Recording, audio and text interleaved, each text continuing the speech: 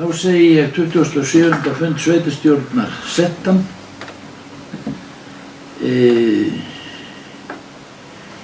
Það eru tillögur breytingar á dagskrá. Að við bætist liður 6 fundargerð íþrótta og tómstundanefndar og liður 7 fundargerð Odda BS. Aðrir liðir færast til samræmis.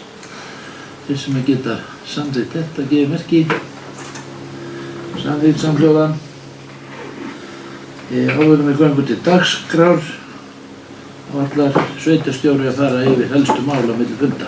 Gjörðu svo vel. Já, takk fyrir orðiti. Það nú kannski þessa dagana bara saumastörf í algleymingi. Vinnuskólinu auðvitað komin í gang og vorhreinsunin hérna í vestari hluta sýslunnar og skólaslit og svona, þannig að það er bara saumar og sól og hérna umhverfi störfin á fullu. Við nefna kannski hérna íbúafund ljósleiðara sem var haldinn 28. maí frá Laugalandi. Það var ágætlega sóttur fundur og ágætur fundur. Þangað komu meðal annars þetta verkefnisstjórinn okkar í ljósleiðaralagningunni, Guðmundur Daníelsson, og hélt þar mikið erindi og fróðlegt þessi mál. Hann er nú mjög annur þessu, eins og við vitum, annars staðar frá, og við erum að nýta þá reynslu eins og við mögulega getum. Og þangað komu líka Haraldur Benediktsson, sem nú er orðinn formaður Fjarskiptasjóðs, og Páll Jóhann Pálsson, alþingismenn, og voru svona að fylgja þessu hlaði. Þeir auðvitað hafa verið forsvarsmenn fyrir Ísland ljóstengt verkefnið og í rauninni ítt þessu verkefni áfram land allt, og við fengum auðvitað okkar ágæta styrk. Það er bara 120 milljónir sem við erum mjög sátt við og hérna fengum svona lungan úr því sem var ætlað hérna á Suðurland á þessu ári. Og þetta er, eins og við vitum, stærsti styrkurinn á landsvísu og er það bil fjórðungur af öllum þeim peningum sem voru í boði fyrir landsbyggðina. Þannig að þeir voru að samfagna því með okkur og líka bara að svona segja frá sinni sín á þessi mál og hvetja okkur í þessu.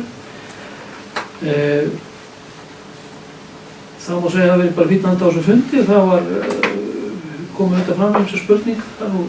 Fólk er að velta fyrir sér, nú er gert ráð fyrir kostnaðarþátttöku íbúa hér eins og annars staðar hefur verið og menn eru meðal annars að velta fyrir sér hvernig greiðslum skuli háttað og slíkt og komið fram ýmsar spurningar það og þetta gert ráð fyrir því að þetta sé greitt á þessu ári en það sé allir opnir fyrir því að finna lausnir á því að maður geti þá dreift þessu eins og hægt er og þannig að þetta verði léttara og sem léttast fyrir fólk. En þetta var mjög skemmtilegt og bara góð fundur. Síðan má nefna í þessu samhengi að það hefur verið opnað svæði heimasíðan okkar þessi mál. Þar eru meðal annars umsóknareyðublöð sem er getað prentað út og sendt okkur. Og það er farið að berast þó svolítið að því hingað inn á skrifstofuna og Guðmundur hendur nú utan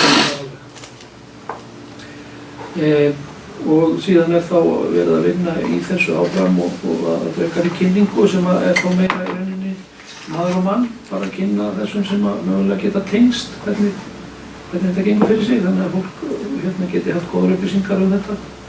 Eins er heilmikið spurt þetta frá sumarbústaðaeigendum og virðist vera áhugi þar líka sem eru auðvitað þá svolítið annað mál. Þar eru menn að tengjast á sinn eigin kostnað í rauninni, raunkostnað alveg til fulls en áhugi engar síður. Nú síðan var haldin ágætlega hefnuð Odda-stefna hérna sem ég vil nefna, það var 25 ára afmæli Oddafélagsins. Það snýst allt Odda á Rangárvöllum okkar hér og framtíð hans og það var meðal annars mjög vel sótt, ég man ekki hvað voru margir en það var mjög vel sótt út á Strakta og þar var meðal annars svona hugarflug framtíðina í þessum efnum og mjög gagnlegir punktar sem komu þar fram sem við ætlum okkur að vinna úr sem erum í þessu verkefni.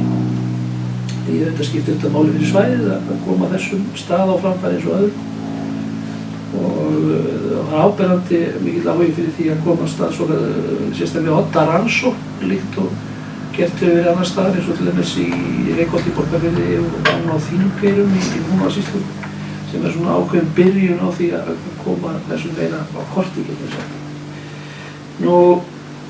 Síðan var samráðsfundur 27. maí, samráðsfundur Rangárþings ytra og Ásahrepps þar sem við fórum yfir sameiginlega sveitarstjórnirnar hér, yfir þessi sameiginlegu verkefni, yfir byggðasamlögin og hvernig þau standa. Starfsmenn verkefnanna fluttu stutta skýrslur þetta og við lögðum fram alla ársreikninga. Og þetta var í fyrsta sinn sem þetta gert svona og ég held að stutt síðan að við gerðum þessar samninga, það náttúrulega bara var núna í desember síðastliðnum, þannig að það er skammt liðið en ég held að sé allir á því að þetta sé fínt form. Við þurfum ekki verið að halda marga aðalfundi, þetta getur safnað þessu saman á eitt fund og bara farið yfir öll verkefninni á einum rétti.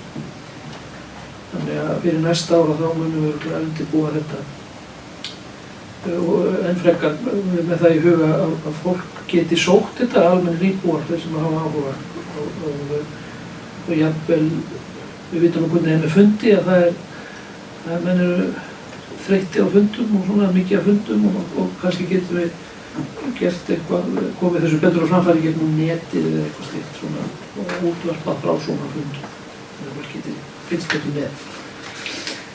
Síðan vil ég minna á að það er opið hús hér í þessu húsi á morgun þar sem er verið að halda upp á það að nú eru að fyllast efsta hæðin hérna hjá okkur og stjórnstöðunarstöðar 1-3 er með aðalfund sinn á morgun og sem sé verður opið hús í framhaldi klukkan 5 hérna upp á efstu hæð sem að verður sagt frá því sem að búið er að gera og hvað er sem sé framöndan í því og boðið upp á léttar veitingar og kaffi og svoleiðis. Ekki fleira. Takk fyrir þetta, Ágúst. Eitthvað sem þið viljum spyrja út í frekar.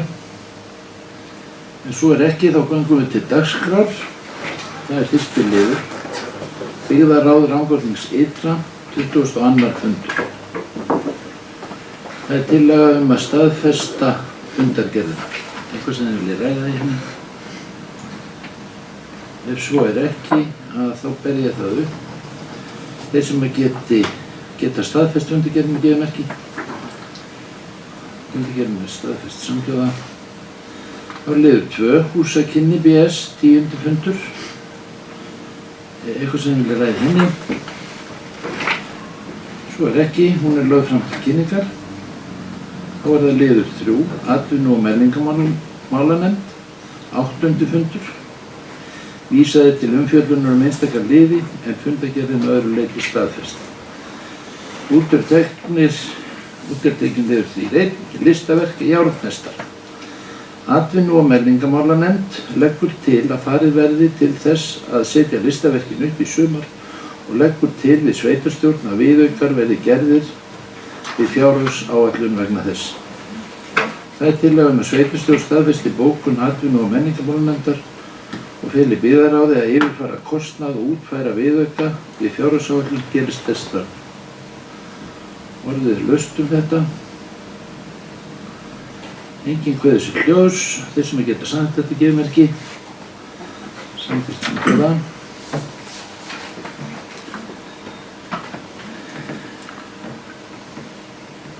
Þá er það liður 4. Hálendisnefnd, 3. fundur. Vísaði til umfjöllunar einstakar liði en fundargerðin öðru leyti staðfest. 4.1. Erindi vegna kvikmyndatöku. Eftir að nefndin hefur kynnt sér staðsetningu og fylgigögn samþykkir nefndin þetta fyrir sitt leyti og leggur til að það verði gert með þeim fyrirvara að Trú North greiði 300.000 krónur vegna umsýslu og eftirlit sveitarfélagsins á svæðinu. Samkvæmt upplýsingum frá Vegagerðinni hefur Trú North fengið leyfi til þess að fara inn á veginn þrátt fyrir að vegurinn sé lokaður almennri umferð. Starfsmenn á vegum sveitarfélagsins munu taka svæðið út að tökum loknum. Mikilvægt er að allur frágangur verði til fyrirmyndar og engin ummerki sjáist utan þess. Það tillaga að sveitarstjórn staðfesti bókun hálendisnefndar. Orðið lausn með þetta. Ekki bara nauðsynlegt að þeir taki þetta út bæði fyrir og eftir. Verður væntanlega gert. Og það náttúrulega. Ef þeir skila þessu eins og þeir tóku við þessu, þá mætti ekki vera neitt fítir fyrir stöðum. Akkurat, hefði fyrir þessu. Þeir sem geta samþykkt þetta gefur merki. Samþykkt samhljóða. Þá fyrir við 4.2 reglur myndatöku í Rangárþingi ytra. Lögð fram drög að reglum myndatökur og auglýsingagerð í Rangárþingi ytra. Það tillaga að sveitarstjórn feli hálendisnefnd að útfæra reglurnar frekar og gera einnig tillögur gjaldskrá sem styðjast mætti við. Orðið lausn þetta. Ingvar Kjartansson. Bara vangaveltur orðalag, myndatökur, myndatökur, þetta ætti væntanlega að vera kvikmyndatökur og slíkt. Við ætlum ekki bara að stoppa alla ferðamenn og rukka það. Bara svona vangaveltur. Þetta bara hálfrétt og eðlilegt að velta þessu fyrir sér en það auðvitað rétt að það allir að taka myndir og á snjallsímanu sína á meiri segja kvikmyndir. Þannig að það þarf auðvitað útfærslu við þetta og sem að hálendisnefnd væntanlega mun gera. Haraldur Jósveig. Það taka spurning hvort gerðu kannski á það kvikmyndaverkefni. Það geti verið eðlilegt. Já, það átti að koma út úr því að vera með símaðinn í hendinni eða kannaninn. Já, svo þetta spurning erum við ekki að tala þarna auglýsingaverkefni? Myndatökur í kringum auglýsingaverkefni. Og síðan spurning með þetta ef þessi verkefni færast til dæmis niður í byggð. Ég reikna með að þetta sé meint þarna að þau verkefni sem tekin eru upp á hálendi, þannig að þetta svona bara vangavelta. Akkurat. Það þurfum eitthvað aðeins að kannski móta regluverkið þannig að það ná yfir allt svæðið. En væntanlega þá snýst þetta það að hálendið í ríkiseigu og sveitarfélaginu falin umsjón þess og að því leytinu til að þá þurfum við að taka sérstaklega á því að það má segja aftur þegar við erum komin niður í byggð að þá eru við að tala einkaland þá væntanlega sér hver landeigandi þetta fyrir sig en þetta hefur kannski ekki verið nógu skýrt þarna inn frá á hálendinu og við verðum bara að treysta því að hálendisnefndin fari vel yfir þetta og komum þessum ábendingum bara framfæri við þá. Ágúst Skjörsvöld. Já, ég vil bara benda á þessi drög þeirra. Þetta eru verklagsreglur leyfisveitinga vegna kvikmyndagerðar, auglýsingagerðar og annars slíkar starfsemi í atvinnuskyni í Rangárþingi ytra. Þannig að þetta geta verið svo sem ljósmyndir ef bara verkefni að fyrir stærðargráðu að það kallar á einhverja svona leyfisveitingar eða eftirlit. Getur þetta verið eitthvað risastórt verkefni sem ljósmyndur, kvikmyndir Já, Þetta meira svona í atvinnuskyni. Ekki fyrir það sem að taka ljósmyndir eða slíkt skemmtun og kannið síni. Takk fyrir þetta, Ágúst. Ég Ingvar Kjartansson. að við þurfum líka að kannski skoða það þó að sé kannski ekki þurfi ekki að vera nema kannski bara heildar leiðbeiningar eða leiðbeiningarreglur niður í byggð því að þó að þetta séu einkalönd þá er ákveðin lágmarks frágangur sem sveitarfélagið náttúrulega vill sjá eftir svona atvinnuverkefni. Það getur verið ömurlegt að sjá það sem að skilið er eftir allt í rústum. Takk fyrir þetta. Fleiri hafa ekki hvað sér ljós. Þeir sem að geta samþykkt áðurlesna tillögu, gefið merki. Samþykkt samhljóða. Þá förum við í 5, skipulags- og umferðarnefnd. Rangárþings ytra 94. fundur, vísaði til umræðum einstaka liði, en fundargerðin að öðru leyti staðfest. Og ég les þetta upp með hefðbundum hætti þeim hítið í mig. Ef það er eitthvað sem þið viljið kveða ykkur hljósum, að öðru leyti verður litið svo á að tillögur niðurstöðu sveitarstjórnar verði samþykktar.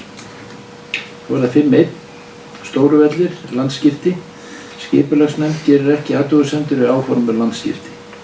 Það er tillaga að sveitarstjórn staðfesti bókun skipulags- og umferðarnefndar. 5.2. Litluklofi, lóð 2a, landsskipti. Skipulagsnefnd gerir ekki athugasemdir við áform um landsskipti eiganda en hafnar áformum um nýja vegtengingu inn á Stóravallavegi. Og það er tillaga sveitarstjórn staðfesti bókun skipulags- og umferðarnefndar. 5.3. Endurskoðun aðalskipulags Rangárþings ytra, lagt fram til kynningar. 5.4. Rangárbakkar 1-3, áform skipulag. Skipulagsnefnd tekur jákvætt í erindið og samþykkir að veita heimild til deiliskipulagsgerðar. Jafnframt leggur nefndin til að fallið verði frá lýsingu þar sem skipulagsáætlun samræmist stefnu aðalskipulagsins. Það er tillaga að sveitarstjórn staðfesti bókun skipulags- og umferðarnefndar. 5.5. Skipulag sunnan Suðurlandsvegar. Skipulagsnefnd samþykkir fyrirliggjandi tillögu og leggur til að hún verði auglýst samkvæmt 30. grein skipulagslaga nr. 123/2010. Það er tillaga að sveitarstjórn staðfesti bókun skipulags- og umferðarnefndar. 5.6. Strútslaug, deiliskipulag. Skipulagsnefnd telur að búið sé að bregðast við öllum framkomnum athugasemdum og leggur til að tillagan verði send skipulagsstofnun til afgreiðslu. Það er tillaga að staðfesta bókun skipulags- og umferðarnefndar. 5.7. Nefsholt, deiliskipulag tjaldsvæðis. Skipulagsnefnd bendir á að það svæði sem ræðir sé ekki eftirsóknarvert sem úrvalsræktunarland og að umrædd landnotkun takmarki ekki framtíðar möguleika til kornræktar. Þá bendir nefndin á að deiliskipulagið sé í samræmi við landnýtingu á landbúnaðarlandi að heimilt verði þar sem aðstæður leyfa að hafa sérhæfðar byggingar fyrir ferðaþjónustu, það er gistiheimili, smáhýsi, byggingar fyrir veitingarekstur, svo fremi sem heildarstærð þeirra fari ekki yfir 1500 fermetra. Ennfremur að í aðalskipulagi er markmið sveitarstjórnar að stuðla að auknum og fjölbreyttum atvinnutækifærum. Þá mun fyrirhuguð starfsemi njóta nálægðar við Laugalandsskóla þar sem er rekin ferðaþjónusta, auk sundlaugar og fleira. Þá telur skipulagsnefnd að umrætt deiliskipulag fyrir Nefsholt sé í fullu samræmi við aðalskipulag sveitarfélagsins. Í yfirstandandi endurskoðun aðalskipulags Rangárþings ytra verður lagt mat á hvort eðlilegt sé að skilgreina umrætt svæði eða önnur sambærileg sem verslunar- og þjónustusvæði. Skipulagsfulltrúa er falið að afgreiða deiliskipulagið í samræmi við niðurstöðu skipulagsnefndar. Það er tillaga að staðfesta bókun skipulags- og umferðarnefndar. 5.8. Beindalsholt, deiliskipulag. Skipulagsnefnd bendir á að það svæði sem ræðir sé ekki eftirsóknarvert sem úrvalsræktunarland og að umrædd landnotkun takmarki ekki framtíðar möguleika til kornræktar. Þá bendir nefndin á að deiliskipulagið sé í samræmi við landnýtingu á landbúnaðarlandi að heimilt verði þar sem aðstæður leyfa að hafa sérhæfðar byggingar fyrir ferðaþjónustu, það er gistiheimili, smáhýsi, byggingar fyrir veitingarekstur, svo fremi að heildarstærð þeirra fari ekki yfir 1500 fermetra. Ennfremur að í aðalskipulagi er markmið sveitarstjórnar að stuðla að auknum og fjölbreyttum atvinnutækifærum. Þá mun fyrirhuguð starfsemi njóta nálægðar við Laugalandsskóla þar sem rekin er ferðaþjónusta, auk sundlaugar og fleira. Því tekur skipulagsnefnd að umrætt deiliskipulag fyrir Beindalsholt sé í fullu samræmi við aðalskipulag sveitarfélagsins.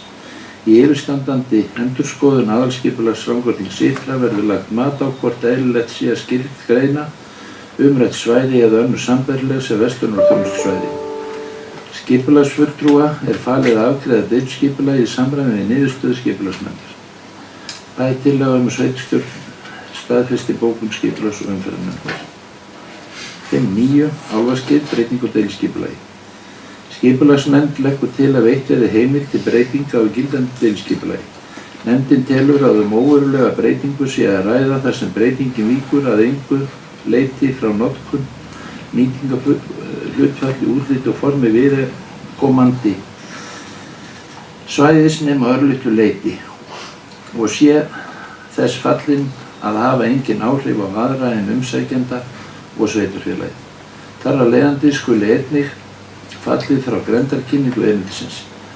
Nefndin samþykkir framlagða tillögu og leggur til og hún verði send skipulagsstofnun til afgreiðslu. Það er tillaga að sveitarstjórn staðfesti bókun skipulags- og umferðarnefndar. Þá var það fyrir 10, Nestún 3, byggingarleyfi, stækkun og útfærsla á bílskúr. Í ljósi framkominna athugasemda getur skipulagsnefnd ekki fallist á áform umsækjanda og hafnar því erindinu. Það er tillaga að sveitarstjórn staðfesti bókun skipulags- og umferðarnefndar. 5.11, Baugalda 6, umsókn byggingaráform. Skipulagsnefnd hafnar erindi umsækjanda. Það er tillaga að sveitarstjórn staðfesti bókun skipulags- og umferðarnefndar. 5.12, Landmannalaugar, umsókn stöðuleyfi og gerð skjólveggjar. Skipulagsnefnd leggur til að ekki verði veitt fleiri stöðuleyfi í Landmannalaugum en verið hafa undanfarin ár meðan unnið er að deiliskipulagi fyrir Landmannalaugar. Það er tillaga að sveitarstjórn staðfesti bókun skipulags- og umferðarnefndar. 5.13, Landmannalaugar stöðuleyfi fyrir gistiskála. Skipulagsnefnd gerir ekki athugasemdir við áframhaldandi veitingu stöðuleyfis. Það er tillaga að sveitarstjórn staðfesti bókun skipulags- og umferðarnefndar. Þannig hljóðaði það. Nú förum við í lið 6, íþrótta- og tómstundunefnd, 7. fundur. Vísaði til umfjöllun einstakar liði en fundargerðin örlítið staðfest. Það er 6.1. Drög að reglum vegna styrkveitinga til afreksfólks. Tillaga er að sveitarstjórn staðfesti fyrirliggjandi reglur vegna styrkveitinga til afreksfólks. Orðið lausn með þetta. Enginn kveður sér hljóðs. Þeir sem geta samþykkt þessa tillögu gefið merki. Tillagan er samþykkt samhljóða. Og fyrir lið 6.2, styrkbeiðni vortennis. Nefndin leggur til að veittur verði 30.000 króna styrkur samkvæmt drögum og reglum vegna styrkveitinga til afreksfólks yngri en 18 ára. Það er tillaga að sveitarstjórn staðfesti bókun íþrótta- og tómstundanefndar. Orðið laust. Enginn kveður sér hljóðs. Þeir sem geta samþykkt þessa tillögu gefið merki. Tillagan er samþykkt samhljóða. Þá fyrir við 6.3, beiðni styrk vegna keppnisferðar. Nefndin leggur til að veittur verði 50.000 króna styrkur samkvæmt drögum að reglum vegna styrkveitinga til afreksfólks yngri en 18 ára. Það er tillaga að sveitarstjórn staðfesti bókun íþrótta- og tómstundanefndar. Orðið lausn með þessa tillögu. Enginn kveður sér hljóðs. Þeir sem geta samþykkt hana gefið merki. Tillagan er samþykkt samhljóða. 6.4, erindi vegna hlaupabrautar. Nefndin telur nauðsynlegt að farið verði yfir stöðu íþróttamannvirkja í sveitarfélaginu og tekið verði tillit til erindisins þar. Marka þarf almenna framtíðarsýn og mun nefndin og starfsmaður hennar vinna að því að leita til viðeigandi aðila. Farið verður af stað með vinnuna í ágúst 2016 og skal henni lokið á fyrstu mánuðum ársins 2017. Og það er tillaga að sveitarstjórn staðfesti bókun íþrótta- og tómstundanefndar. Orðið er laust þessa tillögu. Yngvi, gerðu svo vel. Ef það á að fara að móta stefnu að þá langar mig til að búið að staðsetja eitthvað svæði sem verður bara framtíðar íþróttasvæði. þar sem ekki eru kannski líkur til þess að nú þurfum við að stækka þetta hús eða þetta húsnæði, við tökum þetta íþróttasvæði. Þú verður ekki að gera þetta, taka þetta líka, það verður skipulagt frá einhverstað framtíðar íþróttasvæði sem ekki verður gengið á. Ágúst, sveitarstjóri, rennir þú aðeins yfir þetta? Ég er ekki strengt það, ég held að þetta sé bara rétt og þetta er mikilvægt. Hér á Hellu hefur verið gert ráð fyrir í skipulagsvinnu, held ég átið þekki þetta betur en ég, en ég get reynt að grabba mig fram úr því, að hér hefur verið gert ráð fyrir og tekið frá í rauninni svæði hérna fyrir hvað maður segja, austan Hólavang og milli hæðarinnar og Hólavangs fyrir svona starfsemi. Það hefur ekki verið byggt en og þetta hefur verið haldið svolítið frá.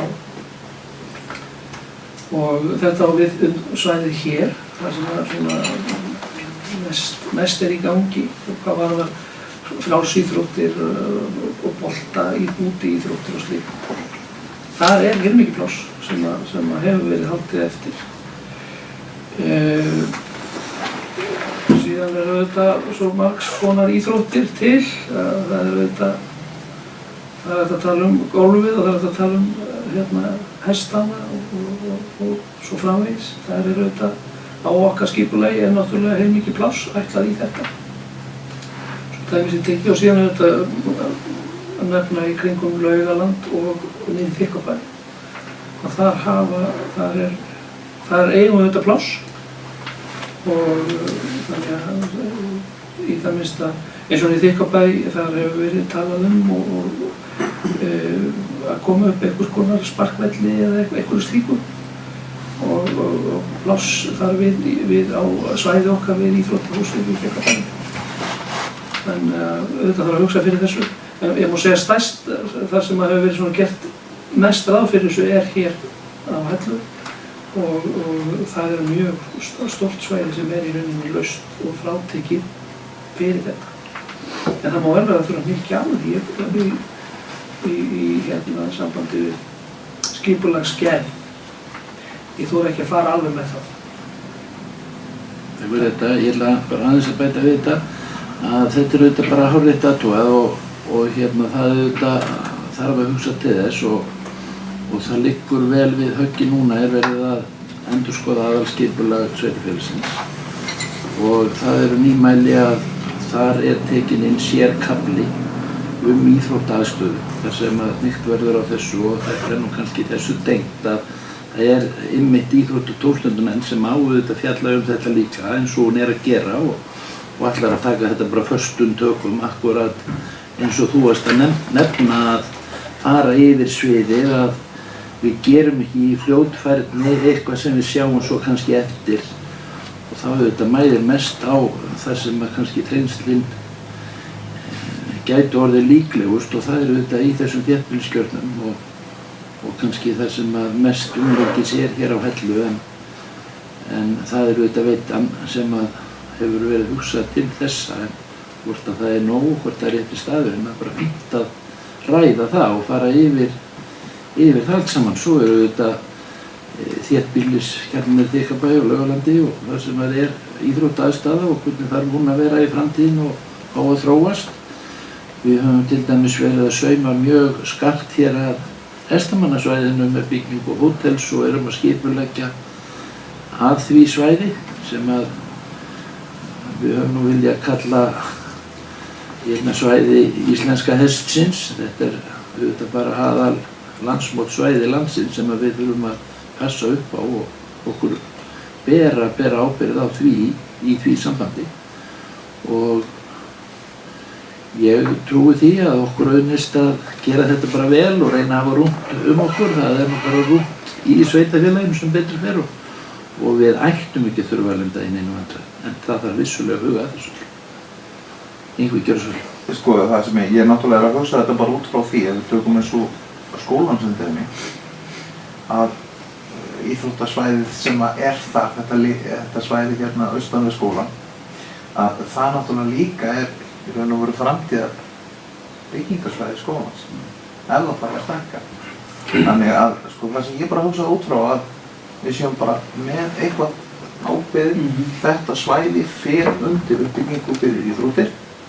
Þannig að það sem við gerum, þeir peningum sem verður eitt í uppbyggingu, að þeir verða ekki farnir út úr bara út gluggann eftir 10 ár. Þetta er bara svæði, það er bara friðlegt undir þetta eignarmark, ekkert.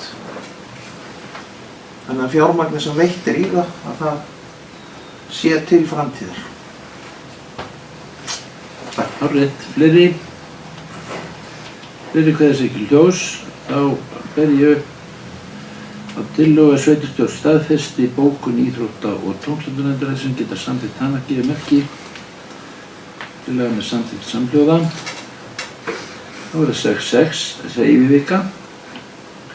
Sveitarstjórn tekur heilsugar undir með íþrótta- og tómstundunefnd og vill hrósa ungmennafélaginu, framtíðinni og sundlaugin á Hellu fyrir eftirtekt að verða þátttöku sína í hreyfiviku. Sundlaugin á Hellu náði til að mynda þeim frábæra árangri að vinna sveitafélagakeppni á landsvísu. Þessi frammistaða er öllum hvatning til að sinna hreyfingu og líkamsrækt. Þetta er auðvitað bara frábært framtak. Ágúst sveitarstjóri, gjörðu svo vel. Mjög gott, ég held við höfum gleymt einu lið sem var þarna undan. En við getum alveg auðvitað að klára þetta bara. Já, gjörðu svo vel, höldum okkur strikið. Athugasemdin tekið til greina og verður legfært. Ég vil tjá mig á þetta, mér finnst þetta bara algjörlega frábært og til fyrirmyndar og mér finnst eðlilegt að við hrósum okkar fólki fyrir bara frábæran árangur og fyrirmyndarstarf. Og það var bara frábært að fylgjast með hérna, meðal annars hérna í tengslum þessa sundkeppni, hvað var mikið líf og fjör í kringum þetta og keppnisskap rangaeyinga í algleymingi.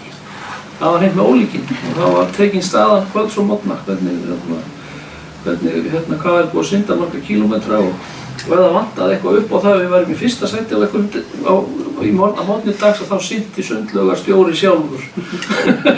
Þar til markinu var náð. Þannig að þetta er bara frábært. Takk fyrir þetta, Ágúst. Ég hljóp yfir 6.5 að það ekki. Þá ætla ég með leyfi fundarins að bakka aftur til 6.5. Það liggur engin sérstök ástæði fyrir því að ætla að hafa glemt þessum lið nema síður væri. En það er umsókn til rekstraraðila rekstrarstyrk til ungmennafélagsins Framtíðarinnar. Þar sem nefndin leggur til að starfsmaður nefndarinnar óski eftir frekari upplýsingum frá ungmennafélaginu Framtíðinni og vinni að drögum að samningi. Og það er tillaga að sveitarstjórn staðfesti bókun íþrótta- og tómstundunefndar. Orðið er laust þetta. Enginn hefur kvætt sér ljós, þannig að ég ber tillögun upp þess sem getur samþykkt hana gefmerki. Tillagan er samþykkt samhljóða. Þá erum við komin í lið 7. Oddi BS 4. fundur. Fundargerðin er til kynningar, einhverju sem vilja kveða sér ljós hana.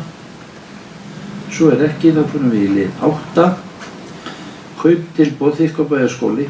Fyrir liggur staðfest tilboð í Þykkvabæjarskóla. Tilboðið hljóðar upp á 25 milljónir króna. Það liggur fyrir tillaga að taka tilboðin og fela sveitarstjóra að ganga frá sölu. Orðið er laust tillöguna. Ingvi Karlbjörn. Nei, Ingvi gerðu svo vel.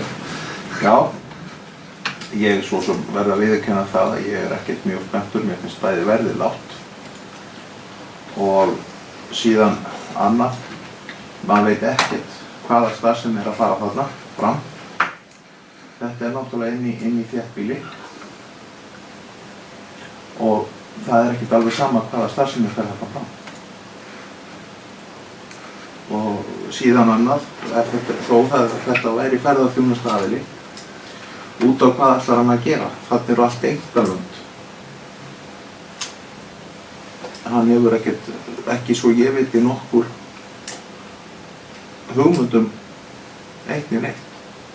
Þarna verður ekkert hægt að fara og vaða bara yfir og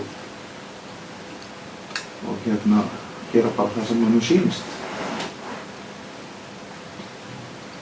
Nú, ég verð að viðurkenna það, ég var nú alltaf að vonast til þess að nú einmitt það gleðilegt þarna niður frá að nú að setjast að þarna ungt fólk. Þannig ég nú að vonast eftir því að svona með tíð og tíma og helst innan fárra ára fjölgi nú, svona smáfólki.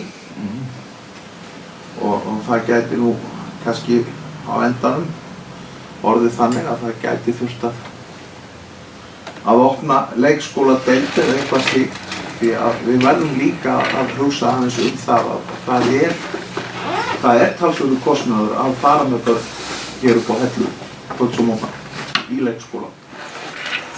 Það getur verið spurningum að það sé aðkvæmara því að það náttúrulega, mér heyrist nú alltaf að Heklukot sé alltaf að springa. Það verði komið hér suður fyrir íþróttahús og það springi alltaf á hverju ári, sem bara mjög gleðilegt. En líka, og það það líka, mér finnst verðið mjög lágt á þessu. Þetta mjög sérstakt hús og hefði verið hægt að líta það. Ég hef oft horft í það með einmitt og fundist fáránlegt að til dæmis eins og yngri deildirnar í skólanum, yngstu 1-2 deildirnar, skyldi ekki hreinlega verið að fara með það niður eftir og þær látnar vera það sem að minna áreiti í tiltölulega lokuð og góðu umhverfi. Því það góðu leikvöllur þarna við skólan eða var og leyft að mynda hópa þar eða tengsl. Og því við erum náttúrulega að keyra krakka fram og tilbaka. Þetta hefði alveg verið hægt að nýta þetta hús mikið betur en gert hefur verið. Takk fyrir það. Ágúst Sveinsson Gjörnsson. Já, bara kannski aðeins að fara yfir, þetta sem sé hvernig þetta kemur út, þetta tilboði sjálf sér, að þetta sé 25 milljónir. Ef við reynum að átta okkur á svona heildarmyndinni, hvað þýðir þetta í rauninni, því það svo margt sem hangir á spýtunni, þetta ákveðin rekstrarkostnaður og viðhaldskostnaður og slíkt sem að fylgir auðvitað svona húsi. Fasteignamatið á húsinu rétt tæplega 45 milljónir. Ef við skoðum rekstrarkostnaðinn bara á síðasta ári, þar sem var nú ekki mjög mikið starfsemi í húsinu og ekki mikla tekjur sem að sveitarfélagið innheimti, að þá er ekstra kostnaður sem ekki reiknaður stærri, heldur bara raunverulegur útlagður kostnaður.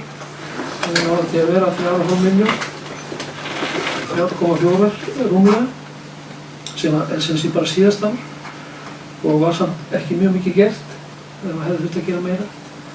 Við höfum verið að meta það hvað þyrfti að leggja í mikinn kostnað til að bara halda húsinu eðlilega við. Þetta vel byggt hús í upphafi, en það komin mikið viðhald á þetta, þarf að ráðast í viðhald.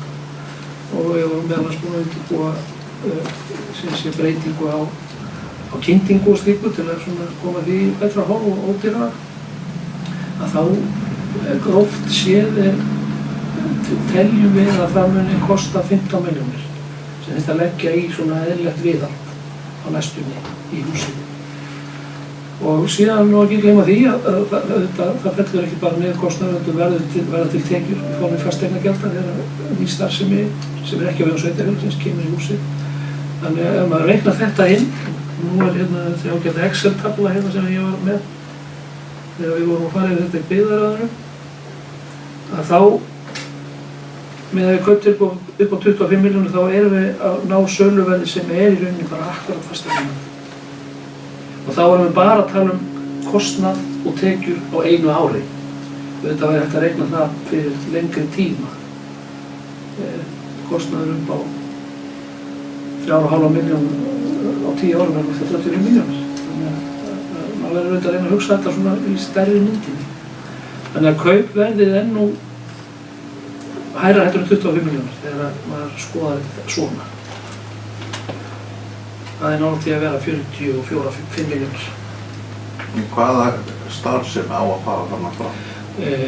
Þessir menn eru, sem sé, í ferðarþjónustu, sjá fyrir sér gistingu í þessu. Þeir eru auðvitað að sækja sig rekstrarleyfi og allt það, sko. Þeir bara eru að bjóða í hús og vilja kaupa hús, en þetta eru ferðarþjónustuaðilar sem að sjá fyrir sér gistingu, eins og margir aðeins. Ég má aðeins bæta við þetta að það eru auðvitað blendnar tilfinningar alltaf við það að selja fasteignir sveitarfélagsins sem hafa verið í starfsemi og tala nú ekki starfsemi fyrir börn. Og maður getur ekki annað en hugsa sér rækilega þegar svona tímamót verða að maður þarf að taka ákvörðun í þessu efni. Og starfsemi í húsunum undanfarið hefur verið ákaflega lítil og skólarnir voru sameinaðir, bæði grunn- og leikskóli fyrir allnokkru síðan vegna þess að börnin voru orðin svo óskaplega flá. En ég skil auðvitað þetta sjónarmið að hafa tiltækt húsnæði fyrir leikskólabörn sem er auðvitað þýðingarmest fyrir foreldra á hverjum stað að vera að keyra langar vegalengdir 2 á dag með lítil börn er auðvitað tímafrekt og dýrt og í þessu sambandi að þá var nú opnuð aftur leikskóladeild á sínum tíma þegar leikskólabörnum fjölgaði þar í raun og veru óvænt en því miður að þá fækkaði þau snarlega aftur og það var ekki talið raunhæft að reka leikskóladeildina áfram en við þurfum alltaf að vera opin fyrir því að aðstæður muni geta breyst og ég held að það sé ekki nokkur spurning að við veltum því öll fyrir okkur og ef að það fer að koma mikið af börnum niður í Þykkvabæ þá að sjálfsögðu verðum að fara yfir málið og bregðast við með einhverjum hætti en eftir sem áður að þá eigum við nú þetta glæsilega íþróttahús sem er ansi stórt og viðamikið og hægt að reka í það mikla og góða þjónustöð og það auðvitað viljum við gera og að vera með mannvirki á vegum sveitarfélagsins sem eru líkt ekki notuð, eru viðhaldsfrek og þetta vil nú verða svona þreytt lúkk á samfélaginu og það er auðvitað ekki gott og ég tel að það sé mikið fagnaðarefni að það sé að koma líf í húsið og atvinnustarfsemi og vonandi skapar það vinnu fyrir einhverju og ég er ekki var með það. Ég er bjartsýnn á að þetta muni verða til góðs vegar.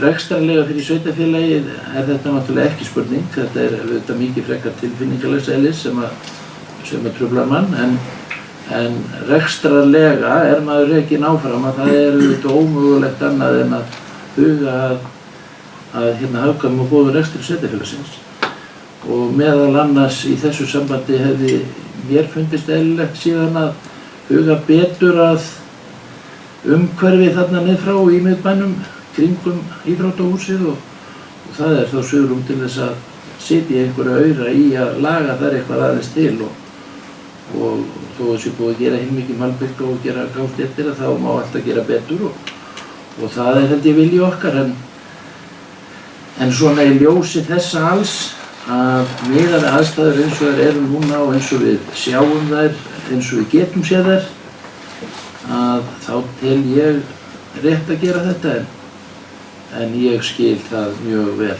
að það séu vangaveltur það hvort þetta sé gott þess. Það eru náttúrulega mjög mikla líka vegna þess að það er sko, maður hefur velti líka fyrir sér atvinnustarfsemi þegar ekkert hefur verið kynnt eignin neitt fyrir þeim sem að næstu búa. Er þetta eitthvað sem hentar okkur eða ekki? Og annað líka að vera þess svo kannski atvinnustarfsemin okkar að valda vandræðum. og verður farið fram á það að við förum að draga úr okkar aðstöðum starfsemi til þess að eyðileggja ekki fyrir þeim. Þetta er allt spurningar hvort að þetta bara hreinlega passi saman. Ég get alveg viðurkennt það, ég hef vissar áhyggjur af því þegar að eru komin þarna gisti aðstaða bæði í Nýjabæ og ef þetta er gisti aðstöðu. Að til dæmis á vorin þegar að skellur yfir eins og gerði bara núna fyrir hálfum mánuði 3 vikum þegar að var bara sandbylurinn bæði austan af og úr opnum flugum hjá okkur og hér ofan á Rangárvöllum. Þetta var á köflum ekki glæsilegt umhverfi og ég held að það hafi nú einmitt hálfsvolítið mikið sumarbústaðauppbyggingu. Þetta er allt bara, þetta náttúrulega, það hefur ekkert verið kynnt fyrir okkur með hvaða starfsemi á að fara þetta frá. Já, takk fyrir þetta. Sko í sjálfu sér getum við auðvitað rætt þetta alveg endalaust, en hérna við auðvitað getum ekki annað en treyst í að fólk viti hvað það er að gera og ég er ekki nefnum vafa um það að í Nýjabæ að þau gera sér grein fyrir því hver þau eru og hérna það getur vel verið að hérna túristunum og þeim þykir sniðugt að fá aðeins á sig sambíl öðru hvoru frekar en heimamönnum og sem er búinn að fá að leiða honum fyrir löngu síðan en þetta er auðvitað atvinnustarfsemi sem er fyrir í Þykkabænum. Þetta ógnar henni ekki með nokkur einasta móti og getur ekki gert en ég vil nú vera bjartsýn bara og vona að hérna þetta komi til með að styrkja hvað annað þarna niður frá. Ég veit að það sé ljósið í þessu. En eru fleiri? Yngvi Karlsson? Já, ég tek nú undir aðeins með honum Yngva, námið mínum að ég finnst verðið svolítið lágt en þó ég sé hlynntur í að selja eitthvað á þeim forsendum að þarna komi líf og það verði, þetta er að kosta okkur upp á þeim pening að reka þetta. Til árstíma þá sé þetta laust og við getum leyst skólamálin ef að út í það færi leikskólamálin þarna í íþróttahúsinu. Og ef að það verði gríðarleg uppbygging þarna sem að vonandi verður þá færum við bara í það að byggja þarna aftur. Ekki mjög spenntur fyrir byggingu. Orðið ljóst. Fleiri hafa ekki hvað sem ljós. Þá ber ég upp fyrirliggjandi tillögu að taka tilboðin og fela sveitarstjóra að ganga frá sölunni. Þeir sem geta samþykkt tillöguna gefur merki. Einhverjur á móti. Tillagan er samþykkt með 6 atkvæðum, 1 er á móti. Þá förum við í lið 9, fundaráætlun sveitarstjórnar 2016. Lögð fram tillaga að sumarleyfi sveitarstjórnar árið 2016 verði frá 9. júní til 31. ágúst. Byggðaráði er veitt umboð til fullnaðarafgreiðslu mála í sumarleyfi sveitarstjórnar. Jafnframt er lögð fram tillaga að áætlaður byggðaráðsfundur þann 20. júlí falli niður og byggðaráði falið að meta hvort boða þurfi til aukafundur á tímabilinu fram til næsta reglubundna fundar ráðsins þann 24. ágúst næstkomandi. Orðið er laust með þetta. Hvað þessi ljós, þeir sem að geta samþykkast. Já, Yngvi gerur svo vel. Þú segir 9. júlí til 2009? Júní. Það var bóksum. Já. Það helvíti eru löng sumarfríin hjá sveitarstjórnarmönnum. Það er eitthvað annað heldur en hjá vinnandi fólki. Þetta er bara hjá hlutaðar. Þetta er hjá hlutaðar og eitthvað er nú annað fundarstús og við sem fylgir þessum tíma og að ekki sé hérna talin ástæði til að kalla alla 7 til þegar að 3 duga. Er bara reglugerðan, stjórnar með reglugerðan, sko hjá ríkinu.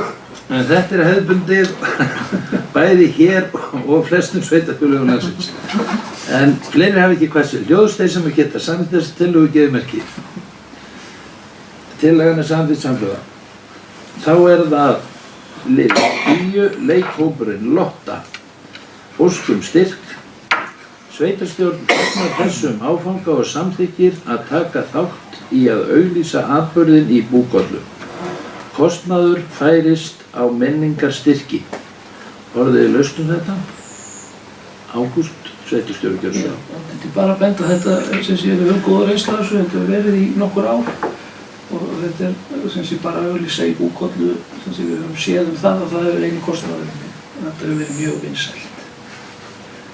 Og við ætlum núna að kanna hvort að við getum ekki tengt þetta töðugjöldum. En ég veit ekki hvort það tekst. Það er góð tilraun og þá kannski ef ekki tekst núna vonandi fyrir 2017. En þeir sem geta samþykkt þetta gefið merki. Tillagan samþykkt samhljóða. Þá fyrir við lið 11, fyrirspurnir og erindi frá álista 2016. Ingu Karl, gef ég þér orðið þetta í 3 liðum, gjör svo vel. Þakka þér fyrir orðið. Við erum hérna með 3 fyrirspurnir og hérna ég færi þetta ekki bara eitt og eitt í einu. Já, gjör svo vel. En það er semst fyrst þarna fráveitumál og sem er mál sem er svolítið í brennendefni, losun og meðhöndlun seyru. Að það er hérna í gangi núna víða meðhöndlun á seyru og nota hana til uppgræðslu með því að til dæmis að kalkana og annað slíkt og við ætlum svona að athuga hvort að þetta sé ekki örugglega í vinnslu á þeim forsendum hér innan okkar sveitarfélags. Þetta er búið að vera í umfjöllun hjá okkur svolítið og hérna sorpstöðin er að vinna þetta en við viljum bara koma því á framfæri að pröfa þetta með að kalka þetta og nota þetta í uppgræðslu með hérna landgræðslu.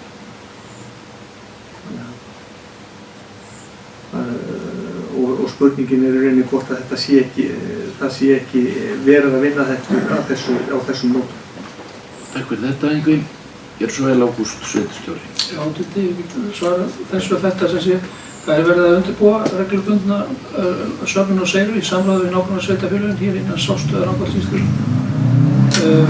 Kortlagning á bara Rotró með gangi og bara með sama hætti hér eins og í Rögnvavík eystra og Ásahreppi. Við gerðum samningu í Landgræðsluna, það er sjálfsagt búið að undirbúa það varðandi að dreifa þessu síðan að Landgræðslan leggur til svæði og slíkt. Og síðan erum við bara mjög spennt að sjá hvernig þetta kemur út hjá hraunamönnum og þeim ánæsingum með þetta tæki sem keypt var til Korkunar sem er færanlegt appirat og við höfum skoðað hvernig þeir eru að hugsa þetta og við erum bara að hugsa þetta nákvæmlega eins sko. Þannig að það er engin umhverf á því. Og þetta er bara í gangi og verður vonandi komið af stað sem fyrst. Gert ráð fyrir því að þetta verður svona 3 ára kerfi sem er losun á 3 ára fresti hið minnsta. Alls staðar. Það er ódýrara að fara fyrir þá sem eiga landfær. Það sé gert þannig. Og síðan náttúrulega þetta umhverfislega séð snjallt og góður reynsla af þessu. Takk fyrir það. Ingvi? Það er náttúrulega sko 3 ára fresti losun rótróa, það er ekki víst að það dugi. Það sem að rótróar eru þannig að það þarf að losa þær einu svona ári. Seyra til uppgræðslu er náttúrulega bara, það er bara sóun að nota hann ekki. Því að það hefur nú bara verið farið með þegar var verið að losa rótróar hér áður frá niður frá og bara farið með þær fram á sand. Þetta er bara eitt af því sem maður hefur hjálpað til að fá þessu þennan mikla gróður sem búið að koma bara síðan ég var unglingur. Hvað mikið er búið að græða upp á sandinum. Þessi lífræni úrgangur sem það hefur farið, þetta hefur bara gert alveg óhægt mjög mikið. Og það er bara í raun og veru synd að nýta þetta ekki eins vel eins og hægt er. Takk fyrir það. Eru fleiri sem vilja kveða sér hljóðs lið 11.1? Já, ein spurning, er einhver útreikning komin á sko magntölur á seirum í sveitarfélagi? Svo sem kemur ekki það. Nei, það í rauninni mjög gróft. Það ekki nei. En við höfum eins og ég má svara því bara beint að þessu kynnisferði sem við höfum farið til Árnesinga, þar sem við höfum komið með svona kerfi upp á flúðum sem þið safna þessu, þá með ólíkindum hvað þetta lítið magn. Það náttúrulega, maður held að þetta væri miklu meira. Þetta þessu safnað í gáma og þetta ótrúlega lítið finnst manni þannig séð, en þetta frábært efni. Þannig að þetta ekki neitt eitthvað óyfirstíganlegt sko, að setja þetta í svona prósess, sko. Alls ekki, fyrir heilt sveitarfélag, það ekki stórmál.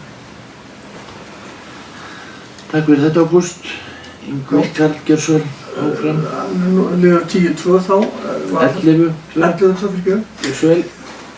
Að ljósleiðaravæðing í Langaþingi, nú íbúafundur nýbúinn og sveitarfélagið að fara fullt í að ljósleiðaravæða sem bara hið besta mál. En svona í umræðinni þá hefur fólk verið að velta fyrir sér svolítið fortíðinni og hvernig þetta gekk fyrir sig þegar hitaveitan var seld hér. Og hefur einhver stað komið fram eða er möguleiki að komið fram sko hvaða áhrif það hafði á söluverð, hitaveiturinnar, lagning ljósleiðara hér í þéttbýli? Ágúst Gjörsson. Já, ég gerði mitt besta til að svona reyna að leita eftir þessu. Ég finn ekki neinn gögn það, sérstaklega. Það finnum við ekki hérna hjá sveitarfélaginu, það er svo vitað sé neinn slík gögn það hvort að lagning ljósleiðara hafi haft áhrif á söluverð hitaveitunnar til lækkunar eða hækkunar, því það getur svo sem verið í hvora áttina sem er. En í það minnsta þá var þetta sveitarfélagið lagði ekki fjármuni í þetta og lagði sjálfsagt ekki fjármuni í það heldur að sko leggja hitaveitu á sínum tíma, en fekk hins vegar andvirðið af sölunni í réttum hlutföllum og þannig að það má segja að þeir peningar eru ekstra í kerfinu sko. Þannig að það ekki verið eyrnamerktir neitt sérstakt og eru kannski bara á leiðinni í ljósleiðaravæðingu núna út sveitir. En þetta var auðvitað svolítið öðruvísi í þéttbýlinu, bæði hér og annars staðar. Þar sem að ljósleiðari hefur verið lagður og þar hafa þetta verið sem sé fyrirtæki. Í þessu tilfelli var það fyrirtæki í eigu hitaveitunnar. Orkuveitur Reykjavíkur, gagnaverk sem lagði þetta þannig að sveitarfélagið ekki þar því, lagði enga fjármuni í það og lagt bara á öðrum forsendum og heldur verið að gera núna. En ég myndi ímynda mér það, sko maður getur alveg ímynda sér það að þetta söluverðið hefði jafnvel verið hærra vegna þess að þessi ljósleiðari vegna þess að þarna urðu til viðskiptatækifæri fyrir undir fyrirtæki Orkuveitunnar til að eiga viðskipti. Þessi undir viðskiptatækifæri í ljósleiðara þjónustu. En þetta veit ég finn ekkert þetta sérstaklega. En það auðvitað hægt að leggjast í einhverja rannsóknarvinnu, en hverju það skila veit ég ekki. Svo eru ýmsir sem að þekkja líka forsöguna betur, eins og til þess okkar. Takk fyrir þetta, sveitarstjóri. Ég ætla svona aðeins að reyna að bæta við í þetta sko, en svona vangaveltur.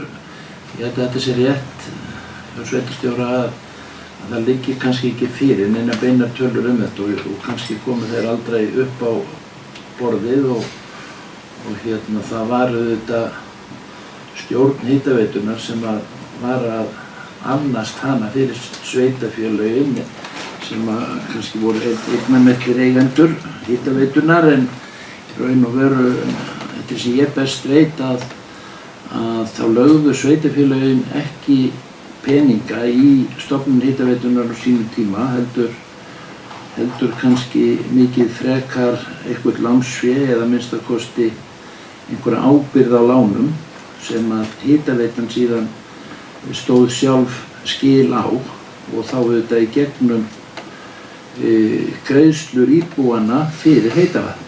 Og það er eins og við munum að þetta var auðvitað mikið fyrirtæki þegar það var farið í þessa hitaveitu og kostaði mikið og heitavatnið þótti mörgum dýrt og þeir væri að borga mikið.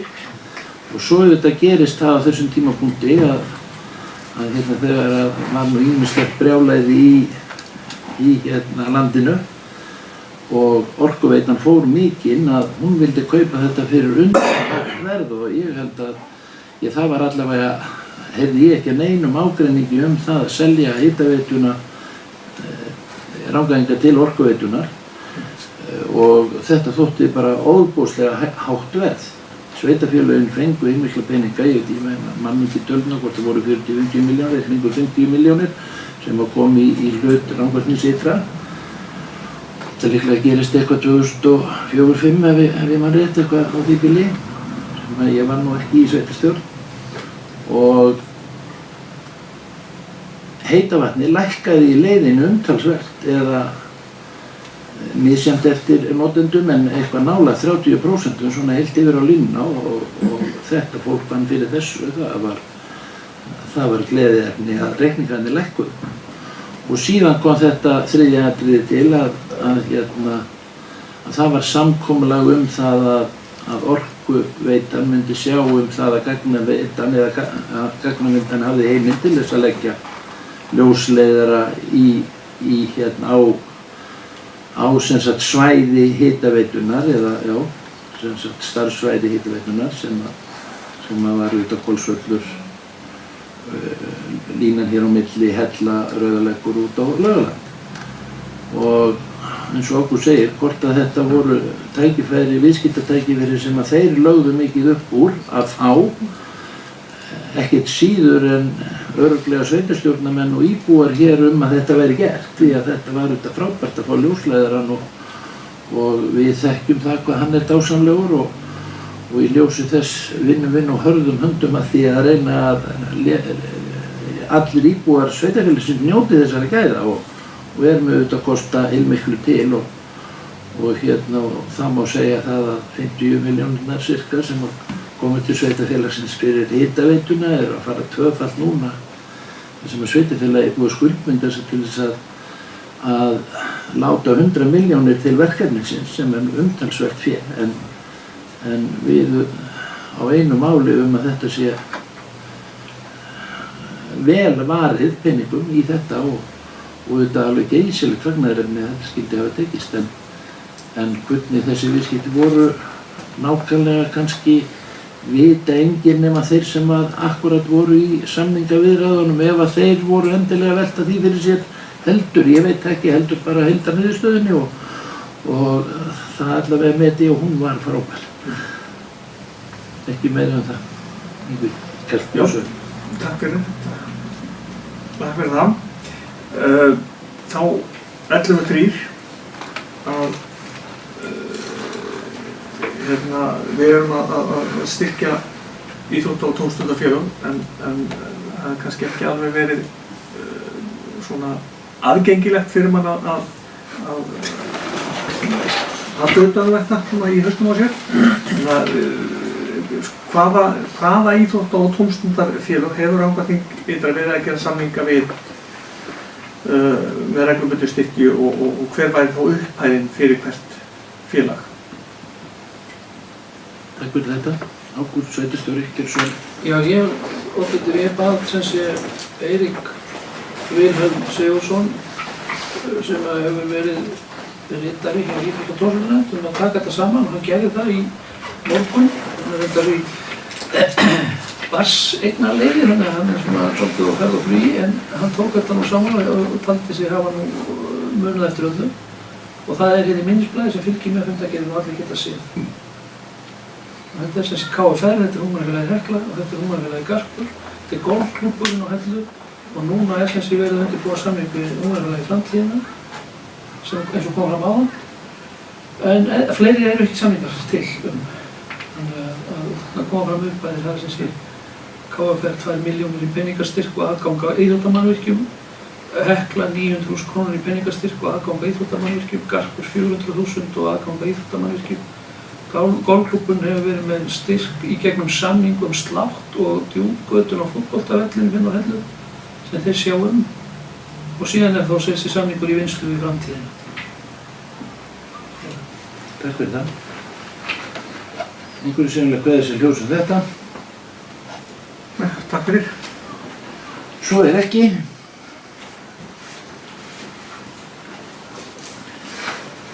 Þá höldum við áfram í 12. lið, Hvammsvirkjun ferði nýtingaflokk. Lögð fram skýrsla matsáætlun vegna Hvammsvirkjunar og ósk frá skipulagsstofnun eftir umsókn skýrsluna. Og það tillaga að sveitarstjórn geri ekki athugasemdir við matsáætlunina. Orðið laust þetta. Engin kveður sér ljós, þeir sem geta samþykkt þessa bókun gefur merki. Einhverju á móti. Nei, ég samþykki þetta. Þetta sænt samlega? Já, ég Sæðinu var ekki bara búinn að þetta var svo stunduð fyrirvara, ég hafði engan tíma til þess að kynna mér þetta. Ég vissi ekki að það í morgun að ég var að fá þetta. Já, Ágúst Gjörsson. Kannski bara þá aðeins að segja það að þetta er í rauninni bara matsáætlun, þetta þessi ekki, sko, þetta er bara áætlun það hvernig á að vinna þetta. Þannig að þetta er ekki loka afurðin í sjálfsög sem við þurfum auðvitað að lesa svo mjög vel og hafa mikla skoðanir á eða rökstyðja umsóknar. Ég náttúrulega búinn alveg að lýsa því fruma það yfir og tala hvað ég vil sjá að komi þetta. Ég vil sjá að þau gera eitthvað fyrir sveitarfélagið, fá ekki alltaf ekki neitt. Við erum öll á einu máli það, þakka þér fyrir það. En þá förum við í 13. lið. Kanslarinn beiðni umsögn vegna endurnýjunar á rekstrarleyfi til gistingar í flokki 4. Það er tillaga að sveitarstjórn geri ekki athugasemdir við endurnýjun rekstrarleyfis. Orðið laust með þetta. Engin kveður sér ljós, þeir sem geta samþykkt þetta gefur merki, samþykkt samhljóða. Þá var liður 14, Uxarhryggur, gestahús, beiðni umsögn vegna rekstrarleyfi. Það er tillaga að sveitarstjórn geri ekki athugasemdir við veitingu rekstrarleyfisins. Einhverju sérlega kveður sér ljós þetta. Svo er ekki, þeir sem geta samþykkt tillöguna gefur merki. Tillagan er samþykkt samhljóða. Þá er liður 15. Til umsagnar frá Alþingi 780.5. mál, lagt fram til kynningar. Þið nýppið í mig ef að þið viljið kveða ykkur ljós undir næstu liðum. 16. Samband íslenskra sveitarfélaga, 839. fundur, lagt fram til kynningar. Liður 17. Félags- og skólaþjónustan, aðalfundur 2016, lagt fram til kynningar. 18. Heilbrigðiseftirlit Suðurlands stjórnarfundur 172, lagt fram til kynningar. Liður 19, aðalfundur S1-3 EHF 2016, lagt fram til kynningar. Liður 20, viðbygging við FSU, lagt fram til kynningar. Þá er dagskráin tæmd. Fleira verður ekki gert annað en ganga frá fundargerð og að því sögðu segi ég fundi slitið og þakka ykkur fyrir góðan.